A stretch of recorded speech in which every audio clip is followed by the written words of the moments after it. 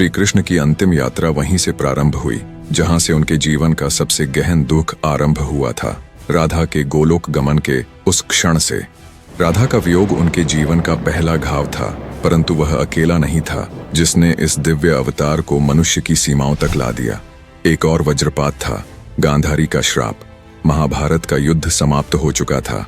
कुरुक्षेत्र अब केवल राख, रक्त और शोक से भरी एक भयावह स्मृति बन चुका था।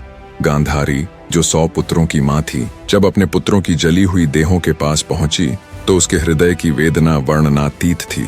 उसे भलीभांति ज्ञात था कि श्री कृष्ण इस विध्वंस को रोक सकते थे। वह जानती थी कि यदि वे चाहते तो धर्म की स्थापना किसी और मार्ग से भी कर सकते थे, किंतु उन्होंने ऐसा नहीं किया।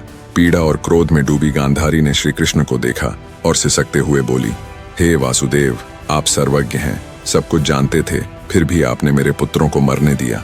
आप युद्ध रोक सकते थे, परंतु आपने केवल एक मौन तमाशा देखा। मेरी ममता की आग अब आपको भी छुएगी। मैं आपको श्राप देती हूँ, जैसे मेरा कुल नष्ट हुआ वैसे ही यदुवंश का भी अंत होगा, और आप प्रभु, आप भी अकेले अपनों से बिछड़कर एक तीर की पीड़ा में मृत्यु का अनुभव करेंगे। श्री कृष्ण ने गांधारी का श्राप शांत भाव से स्वीकार किया। वह जानते थे यह भी उसी महालीला का भाग है। जिस न्याय को वे स्थापित करने आए थे, अब उसी न्याय की ज्वाला उनके अपने कुल को भस्म करने वाली थी। राधा का वियोग, गांधारी का श्राप और यदुवंश का विनाश, यही वे अध्याय थे जिन्होंने श्री कृष्ण के मानवीय रूप को सबसे गहरे शोक में डुबो दिया। परंतु इस अंतिम लीला का आरंभ तो युगों पहले हो चुका था, त्रेता युग में। जब भगवान श्री राम रावण का वध कर अयोध्या लौटे थे, तभी एक राक्षस तपस्वी जरासुर उनके समक्ष आया। उसने राम से विनम्रता पूर्वक पूछा, प्रभु, आपने धर्म के लिए असुरों का संहार किया, किंतु क्या मुझे कभी वह अवसर मिलेगा जब मैं आपकी परीक्षा ले सकूं? भगवान राम मुस्कुराए और उत्तर दिया, जब मैं द्वापर युग में श्री कृष्ण रूप में जन्म लूंगा, तब तू मनुष्य रूप में जन्म लेगा और उसी जीवन में तू वह भूमिका निभाएगा, मेरी लीला का अंतिम बिंदु बनकर। यह मेरा वचन है। समय बीता, युग बदले, और वह वचन धीरे धीरे श्री कृष्ण के जीवन के अंतिम क्षणों की ओर बढ़ चला। अब द्वारका समाप्त हो चुकी थी। यदुवंश, जिसने धर्म के लिए संसार को दिशा दी थी, अपनों के ही हाथों नष्ट हो गया। रणभूमि की चीत्कारें शांत हो चुकी थीं और श्री कृष्ण अब पूर्णतः अकेले थे। न सुदर्शन उनके हाथों में था, न अर्जुन साथ था, न राधा, जिनकी आत्मा स्वयं उनके हृदय की गहराइयों में वास करती थी। श्री कृष्ण एकांत में एक शांत वन में पहुंचे, जहां एक प्राचीन पीपल का वृक्ष था। उसी की छाया में वे बैठ गए। उनके गले में वही बांसुरी टंगी थी जो कभी राधा के लिए बजी थी। उन्होंने धीरे से आंखें मूंदी और बांसुरी से एक राग छेड़ा, राग राधा।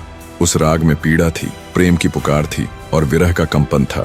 दूर, बहुत दूर गोलोक में राधा उस राग को सुन रही थी। परम धाम की ऊंची सीढ़ियों पर बैठी उनकी आंखों से अश्रुधारा बह निकली। वे श्री कृष्ण की व्यथा को देख रही थीं। एक ऐसा प्रेमी जिसने सृष्टि को प्रेम सिखाया, आज स्वयं प्रेम के अकेलेपन में डूबा हुआ था। प्रभु, अब बस कीजिए। राधा की आत्मा पुकार उठी, मुझे लौटने दीजिए। मैं फिर से आपकी बांसुरी बनकर लौटना चाहती हूँ, पर यह एकांत मुझे व्यथित करता है। पर श्री कृष्ण मौन थे। बांसुरी बजती रही, स्वर मंद होते गए, जैसे कोई नदी पत्थरों से टकराकर थक चुकी हो। आकाश स्तब्ध था, धरती मौन थी और समय रुक गया था। अब पीपल का वह वृक्ष जो युगों से केवल साक्षी था, श्री कृष्ण के अंतिम श्वासों का गवाह बनने जा रहा था। उनके शरीर की थकावट, आंखों का शून्य और मन का कंपन, सब कुछ इस अंतिम क्षण की ओर इशारा कर रहा था।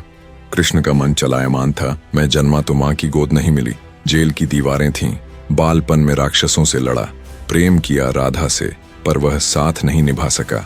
जीवन भर न्याय, धर्म और युद्ध का बोझ उठाया, पर अंत में सब खो दिया। यदुवंश समाप्त हो गया, अपनों के हाथों अपनों का संहार। मैं थक गया हूँ। अब उनके पास थी केवल वह बांसुरी, और उसकी भी अब कोई सुनने वाली नहीं थी। धीरे धीरे उन्होंने बांसुरी को अपने होठों से हटाया और दोनों हाथों से मोड़ दिया। बांसुरी टूट गई। राधा की स्मृति कृष्ण के प्राणों के साथ उस पीपल के नीचे कहीं विलीन हो गई। अब केवल मौन था, गहन दिव्य मौन। श्री कृष्ण अब भूमि पर लेटे थे, आंखें आकाश की ओर, बांसुरी होठों से सटी, पर कोई स्वर नहीं। उसी समय वन के एक कोने से शिकारी जरा अपने शिकार की खोज में भटकता हुआ आया। उसने दूर से कृष्ण के चरण देखे। गेरुआ पीतांबर की आभा में उसे भ्रम हुआ कि कोई हिरण झाड़ियों में छिपा है। उसने तीर चढ़ाया और चला दिया। तीर हवा चीरता हुआ कृष्ण के चरण में जा लगा। जरा दौड़ा, कांपते स्वर में बोला, प्रभु, मुझसे बड़ा पाप हो गया, मैं अपराधी हूं। श्री कृष्ण ने क्षीण स्वर में उत्तर दिया, उठो जरा, तुमने कोई पाप नहीं किया, यह मेरा ही समय था, तुम केवल निमित्त बने हो, यह त्रेता युग में दिया गया मेरा ही वचन था। जरा फूट फूट कर रोने लगा। श्री कृष्ण ने आंखें मूंदी। मैंने प्रेम किया पर कभी पा ना सका, धर्म बचाया पर कुल खो दिया, अब समय है विश्राम का। धीरे धीरे उनका स्वर मंद हुआ और उनकी अंतिम सांस के साथ उनके अधरों से केवल एक शब्द निकला, राधे राधे। जब जरा द्वारा प्राणों का त्याग हो गया तब पांडवों तक यह दुखांत समाचार पहुंचा। अर्जुन, द्रौपदी और अन्य अश्रुदीपों को पार कर द्वारका की ओर बढ़े। उनकी नगरी अब टूट चुकी थी और मृत्यु की विभीषिका गरजा रही थी। देवकी, सत्या, रुक्मिणी सहित अष्टकामकेन द्वारा पूजी गई रानियां बेटे वज्रनाभ समेत एक साथ मृतकों के बीच तड़पती थीं। चिता की पूर्व तैयारी और विधिपूर्वक संस्कार श्रद्धा के साथ मृतक शरीर को स्नान कराया गया। गंध, हल्दी व शंख से शुद्ध किया गया और पीपल की पत्तियों व पुष्पों में लपेटा गया। चिता स्थल पर जब शरीर रखा गया तब अर्जुन ने भगवद गीता की शिक्षा अनुसार मंत्रोच्चार किया, अग्नि पवित्र करें, यह सुनिश्चित करते हुए पुराणों के अनुसार श्री कृष्ण की देह पूर्ण रूप से नहीं जली, उनका हृदय गर्दन तक अग्नि से अप्रभावित रहा। चिता खत्म होते होते देखा गया कि श्री कृष्ण का हृदय अभी भी धड़क रहा था। पांडव, विशेषकर अर्जुन, चकित हुए जब आकाशवाणी आई, यह ब्रह्म हृदय है जिसका नाश न हो सकता। अवश्य ही हृदय को जगन्नाथ मंदिर के पुरी स्थान की ओर ले जाया गया। वहां राजा इंद्रद्युम्न के स्वप्नानुसार उस हृदय से जगन्नाथ, बलभद्र और सुभद्रा की प्रतिकाएं निर्मित हुईं।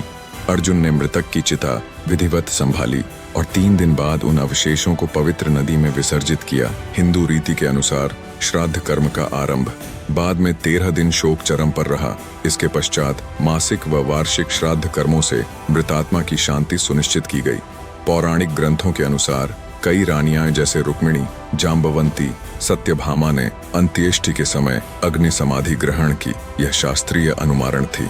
उस दिन द्वारका का अंतःकरण पूरा हुआ और समुद्र ने अपनी बाहें खोल दी। नगरी अस्तित्व से विमुक्त होकर समंदर में विलीन हो गई। अर्जुन इस शोकदपूर्ण यात्रा के दौरान वे महर्षि वासुदेव व्यास के पास पहुंचे, जिन्होंने बताया कि यह सब दिव्य नियति की लीला थी। धर्म की स्थापना हेतु जीवन, परिवार और कुल का त्याग स्वीकृत होना आवश्यक था।